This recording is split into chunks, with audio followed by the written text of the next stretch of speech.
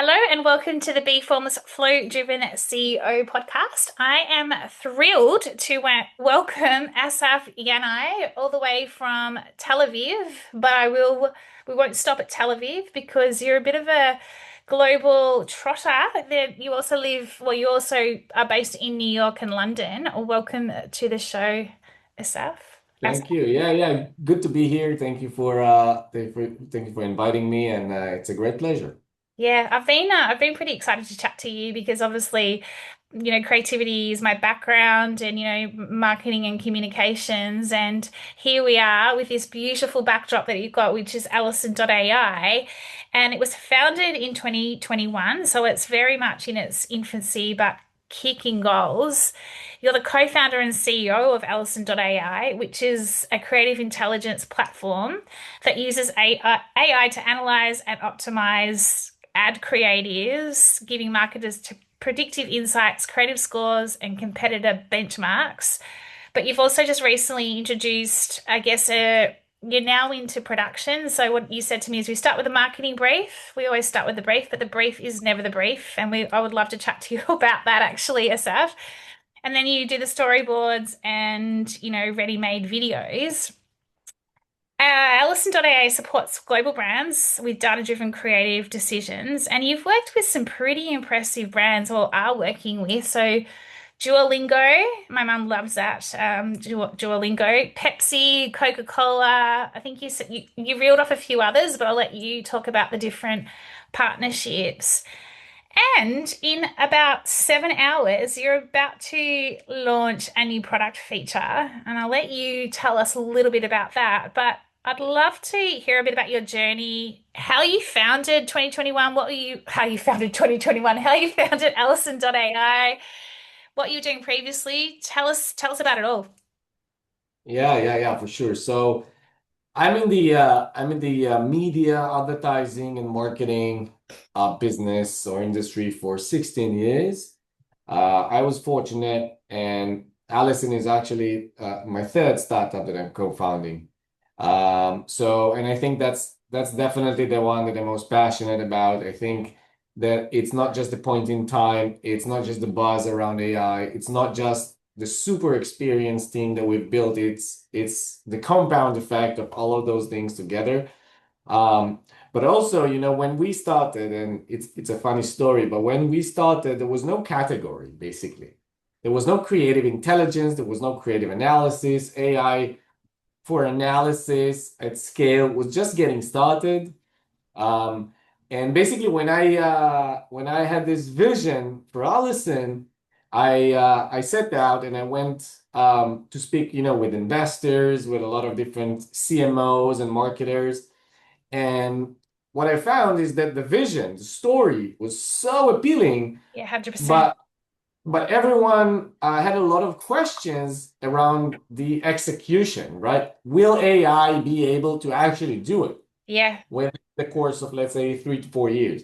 And I remember that a lot of investors and a lot of very professional people told me, Asaf, I don't think that it's even possible to do what you're trying to do.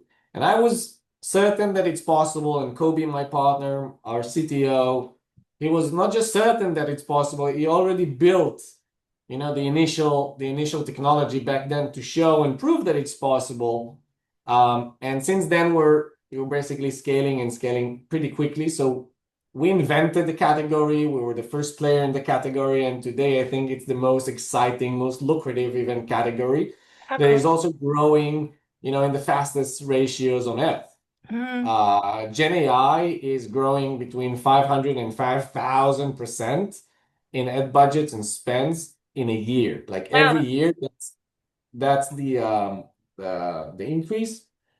Um, but there's also a funny story of the name, because I do get a lot of good feedback on the Allison AI name. It's a really Uh, nice name. I like it. It's just like yeah. Anyway, sorry. Keep going. no, and a lot of people ask me if it was my first girlfriend, the high school sweetheart, or something like this, and I always say that absolutely not. I'm a very methodological person. I have a thesis and a methodology, and I try to follow. And I started both of my degrees, including my MBA in business.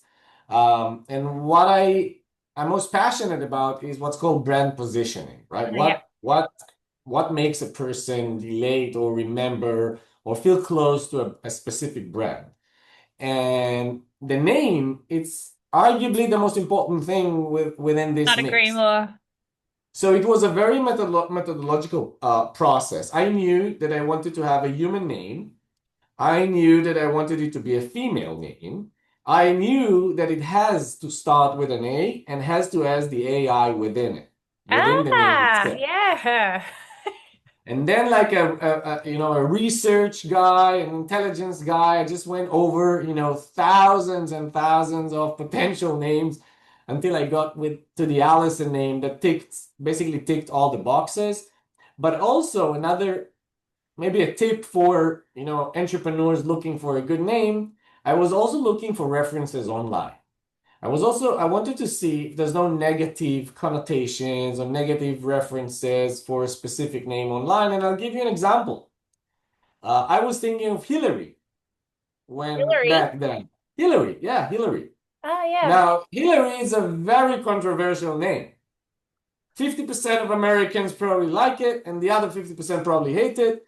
So I knew that's probably not a very good start. And Allison had zero negative connotations, and basically no big brands called Allison also. So that's the reason why we chose the name of Allison. And since then, again, I'm getting a lot of good feedback on the this choice.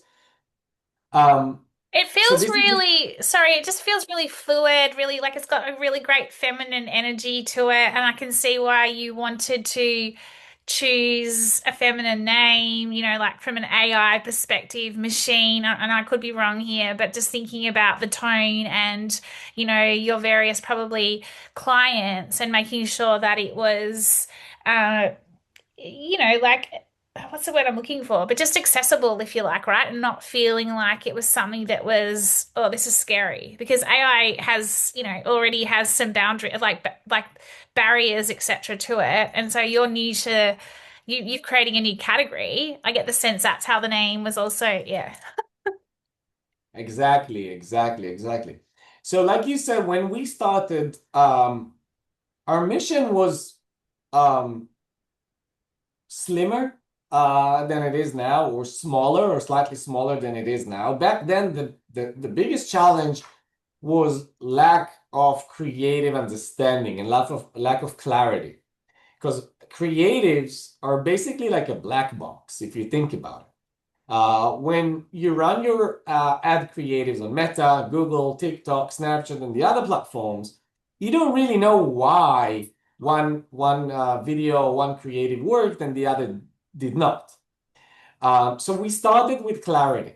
We started with clarity and basically removing the need or eliminating the need to use A/B tests because A/B tests are expensive. A/B tests you need specific skills and Yeah. expertise, professionalism. It takes time, it costs a lot of money. So that's the first mission. And in order to replace A/B tests, we realized that the only way to really replace A/B tests is to know exactly what you need to produce, right? Because A/B tests were born because you don't really know what's going to No, work, so you exactly. just Test you this, test spray, that. Yeah. yeah, Yeah. Throw it you out there, spray see and see pray. what sticks.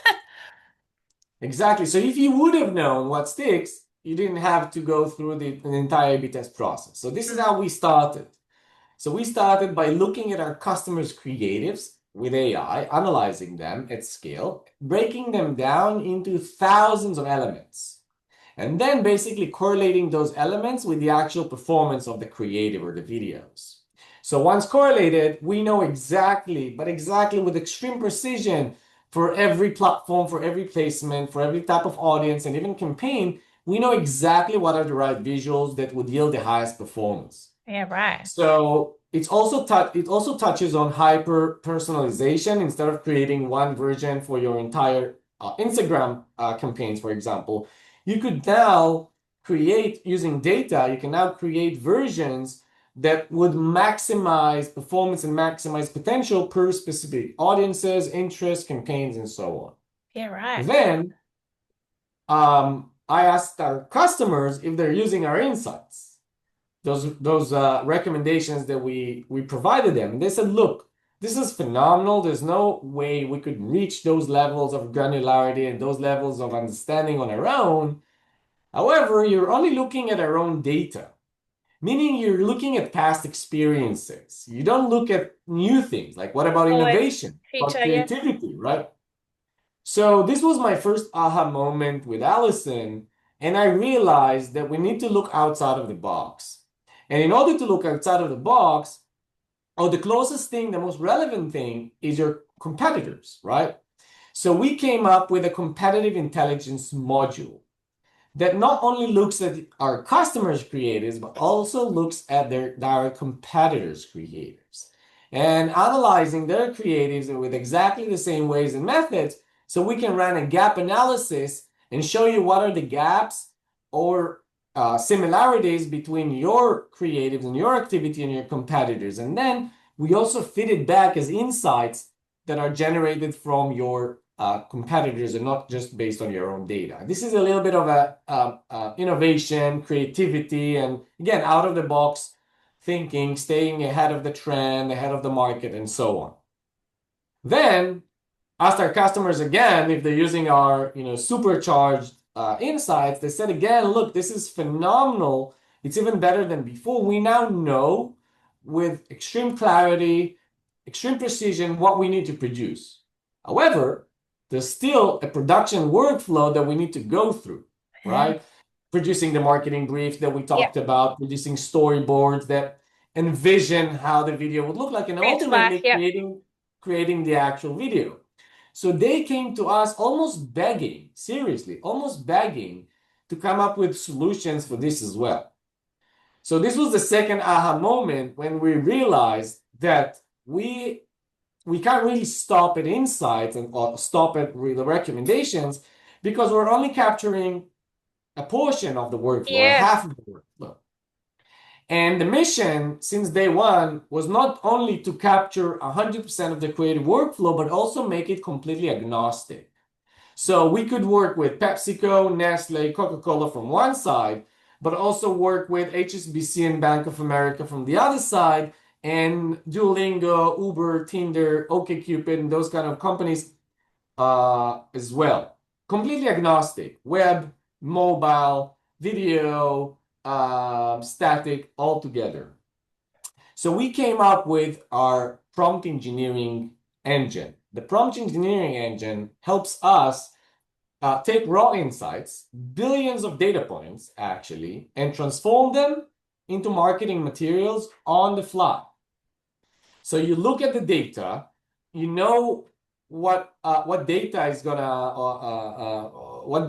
be the baseline for your new productions, and then with a click of a button, you go and produce a marketing brief. You can share it with your teams. Once approved, you can move forward, produce a storyboard, and once this is approved, you go on and also produce the actual video. And this entire thing, it's based on your own data, your own historical performance, but also complemented by competitors. So that's a little bit about us and what we do. And like you said, yes, we have a very big launch this week and even today, in a few hours, that we're gonna release our creative genome. The creative genome is basically what we call the compound effect of Allison. We've analyzed more than 6 million assets last year.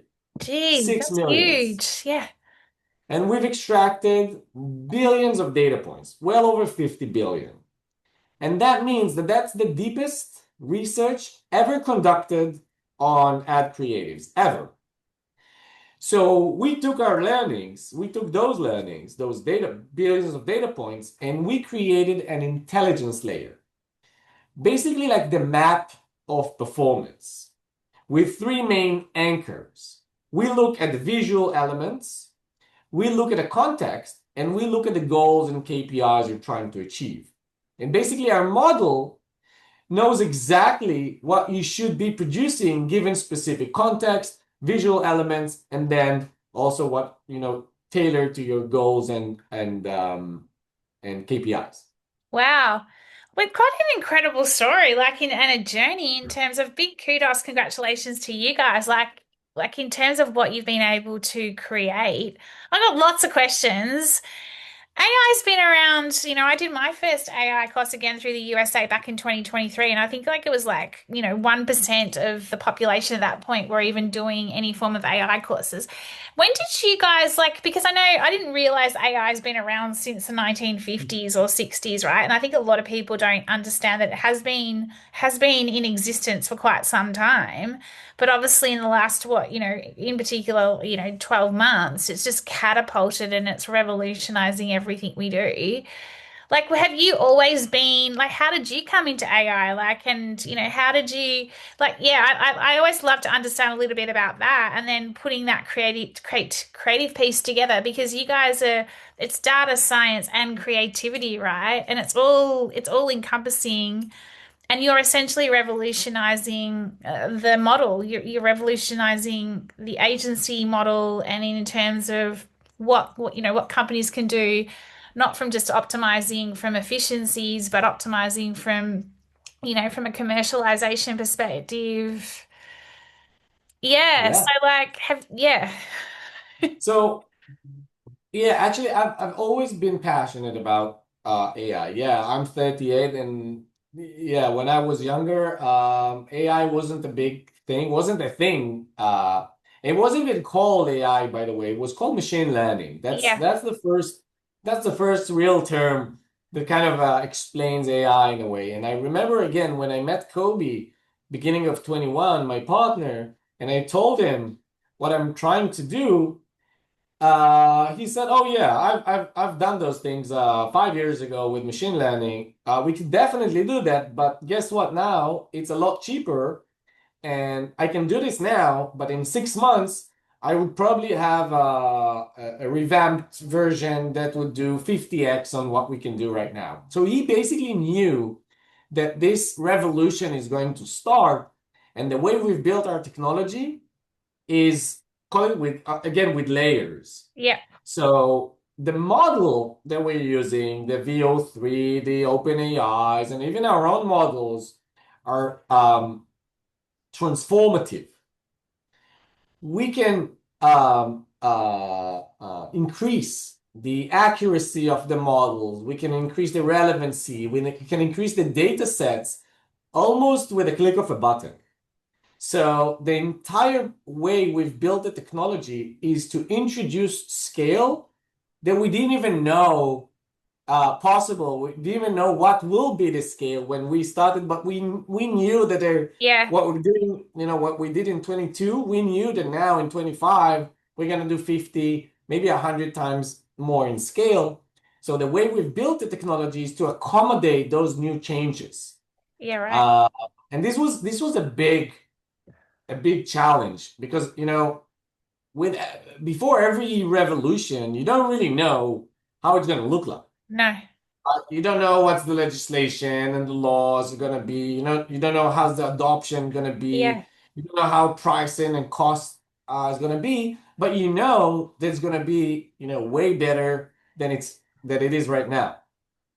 So I think that a main challenge when we started was not just building the technology and building a product, but keeping in mind that what we have right now is going to change, and it's going to change very quickly. So again, the way that technology works is very adaptive to scale and very adaptive to new technologies and advancement within the market. So, Saf, tell me, in terms of like creativity, right? Like, and like there's a lot of conversations out there at the moment, and you would hear it, in terms of, it's not authentic, and how do we make sure that we keep this authenticity and this creativity and everything else? And when you booked in for the pod, and I asked what's one unique insight or experience when it comes to life, leadership, or business, and you turned around and said, creative is the new optimization. When you get that sort of resistance or the naysayers saying, we're losing craft, we're losing creativity through, AI and what AI is now doing, with regards to what it can do from a marketing communication sense, what's your response? Because you and your partner Kobe, you can tell that you've got this brain that is like you're a creative like you guys are genius in terms of what you've done, and so that doesn't go anywhere. That remains, and that plays an integral role in the business, right? Like it's not all done by the machine. You guys like put it like so. Yeah, how do you respond to those sorts of comments when you've had, clients, or you've pitched for, you may not pitch, but you know what I mean? Like the big Pepsis of the world or the Coca-Colas, and they're like, how do we ensure that Coke doesn't replicate us, or how do we ensure that Pepsi doesn't replicate us? Like what, like, yeah, how do you respond to those sorts of questions or resistance? It's a very good question. But I think that there's also a misconception around creativity, right? Yeah. Because AI is a relatively new thing. We all look at creativity as a human thing, right? We believe in our DNA, in our genome, even maybe, we believe that creativity comes from people, comes from our brains, from our minds, from our experiences, and so on. However, if you really think about it, AI can be as creative as a person and can be as innovative as a person. You just need to find the right way Prompting. to, Yeah. yeah, not just to make it happen, but also, to provide guidelines and boundaries and how to control this creativity so it will mimic or look as if it was a person that was actually doing it. Yeah. And I think it's a bigger challenge for us as well, because um, what PepsiCo cares and what Duolingo or Uber cares, it's a completely different thing, right? PepsiCo, they want a specific type of creativity, but not one that eradicates their brand or changes the brand guidelines or even remotely Yeah. uh, is remotely distant from the brand guidelines, Good right? old So FMCG. Sticking the to creativity, those. exactly. So you have a little bit of room for creativity, but not a lot. But when you're an app, for example, or an app developer, Uber, Tinder, again, those kind of guys, they're looking for a lot of creativity, right? Yeah. Because what makes them unique is not the lifelong brand and that people are buying their products for decades. No, it's how they engage with their audiences, how they engage with their users, and the best way to engage with younger or more savvy or tech savvy audiences is give them something that they haven't seen before. Mm. Give them something new, something creative, something even slightly cranky, even that would get their attention. So we've built a monitoring system, or like a creativity control panel within our models, and it's also served to our customers. So customers can really control the creativity level of their own models. So if you're PepsiCo and you're saying, no, no, I want to, stay on brand, in line with my historical creative, in line with everything I did just until now, then the creativity level, as I said, will be on the lower side, on the smaller side. But then if you want to go bonkers, if you want to get crazy and try new things and see how appealing and how exciting that can be, you can literally toggle Oh, how the cool. bar to full creativity or max creativity. And this is basically our sign to the models that we can tell them you can go crazy.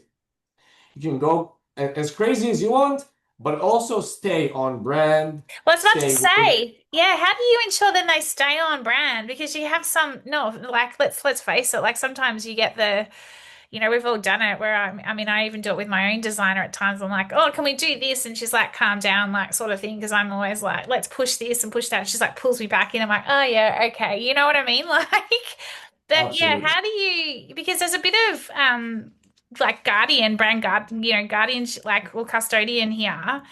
Do you guys from a like, yeah, is it all through AI that you like pull them back like how does it work when you have like, a marketer or a client dialing it up to and it's completely off brand? Like comes back to my thing around the brief is never the brief, right? Like that must happen, but then you're controlling the brief somewhat as well. And we're controlling the prompt. So it's an interesting question. slightly technical, but also slightly commercial. So the reason we chose, and it's a risky decision and it's also a costly decision, but the reason we chose to invest time, efforts, and resources in building our own prompt engineering model is basically exactly this. What we've realized is that if we want to control creativity and at the same time control brand guidelines, it will be almost impossible to use that language or text-based prompts or even a typed-in prompt. It will be almost impossible. Why? Because prompts will take you hours to write and build. And Mm. even then, there's a lot of room for error. So what we've done, again, we created our own prompt engineering model that already ingests, takes the brand guidelines, even the color palettes, the logos, the influencers, the celebrities the brand uses, everything as the baseline, and then takes the Alison analysis as an additional layer on top. And this entire thing is transformed into code. Our prompts are not even language or text, they're code. The reason we're using this slightly weird, but it works, slightly weird model or suite approach is because we wanted to avoid cases that we are not able to control the brand guidelines and we're not able to stay 100% on brand. And we realized that if we're not 100% on brand, even if we produce an amazingly beautiful video, it won't be used. Yeah. The brands couldn't use them. So this is why we've built our prompt engineering model. And since we've done this, this has been a revolution for us because imagine what our customers could do on their own with Sora, VO3, Runway, Midjourney, whatever model they would choose. Um, and let's say they do 100 different versions with those models. With Alison, in a single version, a click of a button, they would get the version that would be at least 50% better than hundreds of attempts and hundreds of different tryouts. And we've experimented a lot. We ran 5,000, seriously, 5,000 different Wild. prompts and video generations before we released our product, our version of the I video love it. generator. I've got quite a few questions, but I'm conscious of time too. But I want to talk about time because you've talked about creative is a new optimization, right? How much time are you saving, like the brands you're working with, in terms of like if they come to you and like let's talk about a Coca-Cola or a PepsiCo or a PepsiCo or like a Uber or Duolingo. And from end to end, like from a campaign, because you've talked around the brief to the storyboards, obviously all the insights and getting that proposition, etc. Right? Like once upon a time, to do a big brand campaign, and I know you're talking performance as well, but like it's all interconnected, right?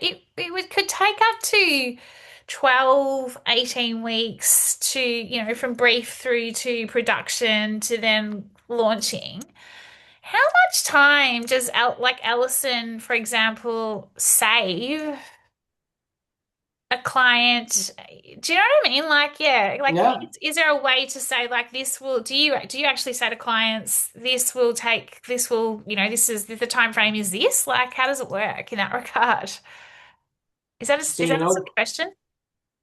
absolutely, and I was obsessed or slightly obsessed with this question, 2 years ago and last year because, like you said, and like you're insinuating, I wanted to make sure that the product that we're launching and that we're building will not just be a good and nice product, but will also make a big impact internally for the customers who are using it in terms of efficiency, time to market, scale, etc. So we did a test with the second largest agency in the world. You can probably know who they are. They took a 7 people team, and we gave Allison and we gave this 7 people team exactly the same account on Meta and Google. And the task was to go over all of the creatives, analyze everything, come up with insights, brief, storyboard, and a video, right? So the seven people team at that agency took 3 weeks to complete this task, this process. For us at Allison, we took an intern, a third year student with no prior experience that knows nothing about creatives and nothing about data. We gave them the Allison platform with exactly those two accounts on Google and Meta. And we gave this person the task of exactly the same. Create insight, generate insights, brief, storyboard, and a video. It took 5 minutes. So what a 7 people team with, 50 years of combined experience could deliver in 3 weeks, a person with no prior experience at Allison could deliver in 5 minutes, and the performance will be better. Wow. So that's extremely transformative. And if you're talking about time, probably 90 and 95% of the time is being completely safe. Completely safe.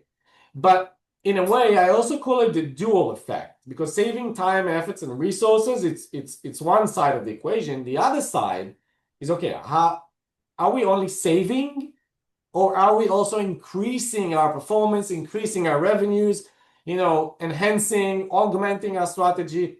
Is there another effect that is not just, savings? And what we realized is that the savings are matched, they match the level of increase in performance and revenue and so on. And so I call it the dual effect. While we're decreasing costs, we're basically increasing revenues. So if you think about it, it's Yeah, even that's more interesting. No, it's a transformative. good spin. It's a good spin because you've now really, now I just really truly understand creative is the new optimization because you're not, it's not just time saving. And quite often it's always, clients want things faster, it's that like, but then you lose the creativity. But what you're talking about here is the performance is stronger, the creative's exceptional, but it just happens to be that it's a dual effect, which is like a win-win basically. Exactly. Exactly. And I think this is the most interesting thing. It touches a little bit about the future of work. It touches a little bit about, okay, are we replacing people or are we That augmenting was going to be my next question. yeah, so this 7 people team could do, 100x in those 3 weeks instead of one project. They could do 100 different projects, for Mm, example. mm. So we're not geared towards replacing people. Right now, we're geared towards providing the workflow mechanism, the tools, the insights, the clarity, the strategy to be exceptional at scale. Mm. And if there's one thing that I would love the audience to kind of understand, and take out from this podcast, is that creative data, that's the most powerful, most important data you own as a company. Even PepsiCo, okay, maybe it's not my place to say, but I think it's more important to have those creative data in place rather than even purchasing data. Even why? Because if you think about it, creative, that's the first touch point, right? That's the first thing people see online. That's the first thing that they interact or engage with. And until now, until Allison came to life, creatives, as I said earlier, it was a black box, Mm. an enigma, right?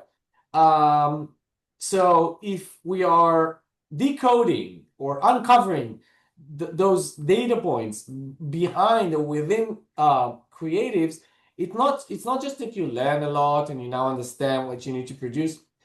It has a deeper effect than this. We work with Zynga, a huge gaming company in the US. And what we've realized that, again, we didn't even intend to do so, but what we've realized that they're taking the learnings from creatives, from ad creatives, and they're implementing them within their games. So the insights are actually impacting the product itself and not just ads. And No. this is something that I think if we think about, okay, what's the next step? What are we looking to influence further down the line as we grow and mature as a company? I think it's not only the ad creatives themselves, but basically the entire visual, the entire creative understanding, even within the products, within the websites, within The newsletters and things ecosystem. like that. It's Yeah. interconnecting the ecosystem inside out, if you ask me, understanding it and then being able to put it back together.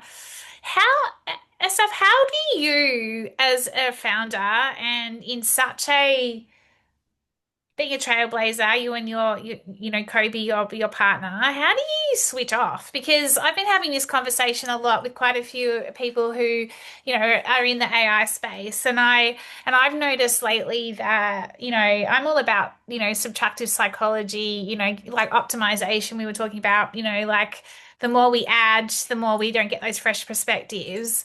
When you think about AI, machine learning, etc., like every time I'm jumping on chat or whatever and the thinking model comes up, it's like iterating, giving me more and more ideas. I use it as a collaborative tool. And then there's some days where I'm just like, man, I just need to like breathe. And I can't imagine like someone like you in the business and this, how you're scaling and what you're doing. Like, when do you actually, you even asked me before, how do I switch off like with family? How do you do it? Like, how do you do it as a founder when you're in this rapid scaling growth? You've got clients coming at you, they want more of it because it is the future, and I don't want to say fill your own cup up, but how do you keep fresh? How do you ensure you've got those fresh perspectives to keep coming up with what's next for Alison? Like, how do you do it? So it's definitely not an easy thing because I'm a workaholic, and I am extremely passionate, and I think I'm a true believer in what we do. So in a way, I even try to put every single piece of my efforts and every single time I have into Allison. But it's interesting. I think that the more we mature as a company and the more we grow and scale, uh, I call it decompressing. I think that these decompressing moments are extremely important, like you've mentioned, and switch off or log out, however we want to call it. So I'm still practicing. I'm still trying to be better at it. But I think one thing that really, really catches me is family. Just, go back to basics in a way, Love it. switch off, leave work aside for a second, go back to family, and culture a bit, and, go again back to basics. But as I said, I'm not as great at it as I would like to be.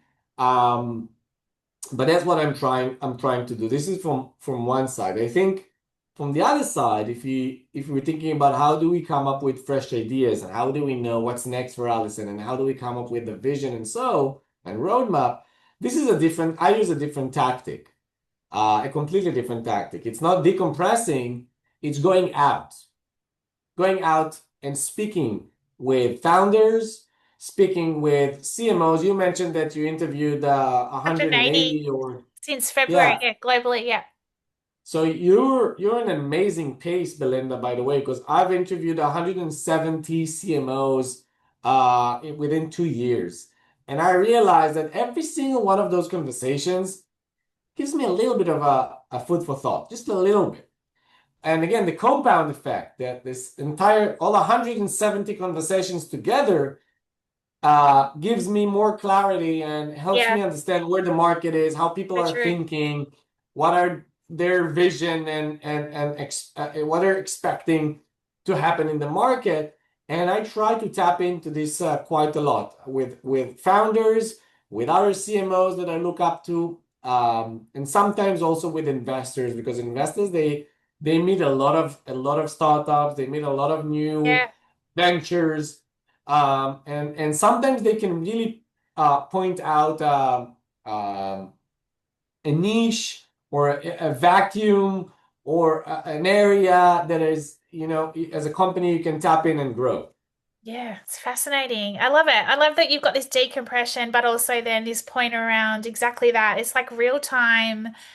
like it's real-time feedback, right? Like that, that's all those different nuggets. And at the time, you might not be, but then next thing something pops up and you're almost putting all the pieces of the puzzle together. I've been talking to a lot of VCs as well, investors, and it's really fascinating to get their perspective also. So last question for you, or I guess there's two. What's next for Alison? You're about to obviously launch the next product. Like, can you even predict what the next 12 months looks like? Or is that just like, calm down, B, we're not, yeah. I can predict. I can be wrong. And Yeah, it's totally fine. I will always make laugh on myself and laugh at myself. And I'll say that around 2 years ago, I interviewed in a podcast and I said that AI agents are going to fail. And this is a dead technology. And obviously I was wrong. And I'm still wrong. And I love to be wrong because it's a part of the job, right? We're not 100%. always right. No. But I think that the next thing for Alison is now when we're breaking every creative into its fundamental DNA, into its genome, this provides us with this map of performance and understanding of how elements perform in a specific context, in a specific platform, specific performance, and so on. So if we think about this, right, for a second, I think that this also correlates to what's happening within the market. Orchestration, that's the next big thing in my opinion, right? AI agents are not dead, obviously not dead. I was wrong. No. They're definitely here and they're definitely growing, right? And a lot of companies are using more and more AI agents, right? So the more AI agents we use, the more automated we get, and the more workflows we are automating. However, the more AI agents we have, we then needs a form of a conductor or like I love this. This is my, yeah, you always need a conductor. Yeah. an intelligence layer that sits on top and conducts, or like an orchestrator, right? Yeah, A 100%. person, it's not a person, it's a No, I know model exactly. Yeah. that orchestrates this entire thing. And we're definitely working on this at Allison, and we're even close, very close to launch this thing, like a new orchestration method for AI agents, for creative, for performance, for media, for analysis, for prompt engineering, all together. And this orchestration also goes hand in hand with what I believe is the future of SaaS, right? So the future of AI for now, the near future is orchestration. But the future of SaaS, in my opinion, is what's called autonomous SaaS, right? Because now, if you think about it, every platform you and I use, we need to operate manually. Yeah. Why? Why? You're a company, you've already built a machine that you want people to operate, but why do people really need to operate on a daily basis, right? Why can't we make it autonomous, or why can't we automate the entire SaaS platform per user, per team, per position, and so on? So the two main things that we're working on the AI side is the orchestration, on the SaaS side, the product side, is to make it completely autonomous. Really save those 3 weeks of time that we just mentioned for those teams, really save it. Imagine if you can go and say, I'm a creative team at X agency. My weekly tasks are da da da da da. My bi-weekly tasks are da da da da da. The deliverables that I need to have are da da da da da, and go. Then you can go back, focus on your hands-on activity, focus on strategy, focus on new things and innovation. And as you focus on those, the platform works for you. I love it. Start delivering We so need that. reports, delivering notifications, alerts, creatives, briefs, this entire thing. So that's the future for us at Allison. And I also think that, like, objectively, my belief is that the future of SaaS is the autonomous angle, and the future of AI is the orchestration, at least for the near future. Yeah, it's so funny. I was talking to someone a while ago, and we were talking exactly about the orchestration because he had all these agents. He was showing it to me, and I'm like, mate, you need a conductor. You need someone to be conducting this stuff. Like it's just as crazy. It's like that's how I've always looked at advertise like back in the day in advertising, like having that conductor that pulls it all together. I called it the connector, right? The connector of the orchestra. So okay, one last final question. It's more of a no. It's actually, what would be one piece of advice you would give any budding entrepreneur founder who's starting up right now in this Um, revolutionary point in time? What would be the one piece of advice you would give them? so I think one thing of advice is build for now, but create the infrastructure for whatever is coming. I mean, um, build the product or build the technology in a scalable way that would be able to incorporate unknowns, right? Things that we don't know how exactly they're going to look like, but we know roughly what's going to happen, right? So already create the infrastructure, already create the baseline for this, because otherwise you would go really fast, produce something, productize something, it would work for 6 months, and then the Yeah, more changes, the market changes, and you're obsolete. left out with an obsolete and outdated product. Exactly. Yeah, And then it will take you another 6 months or slightly less to complete those gaps.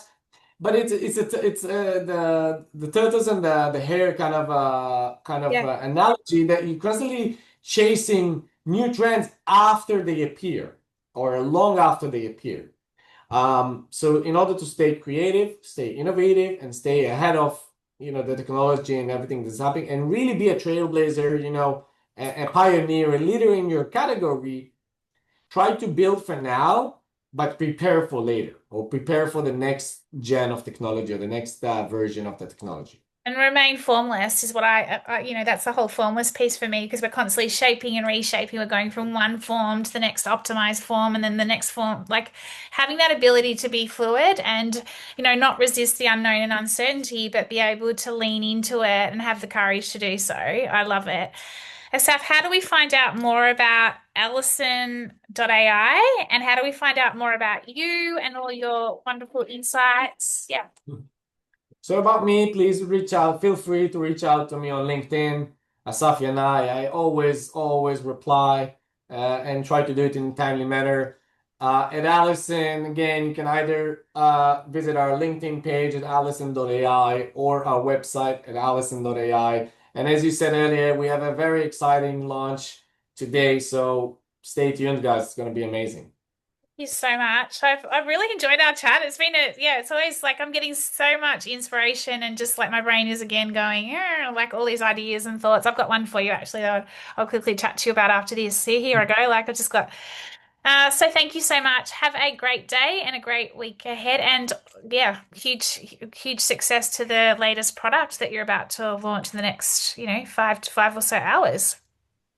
Thank you. Thank you very much, Belinda. I Thank appreciate it. you. Thank you.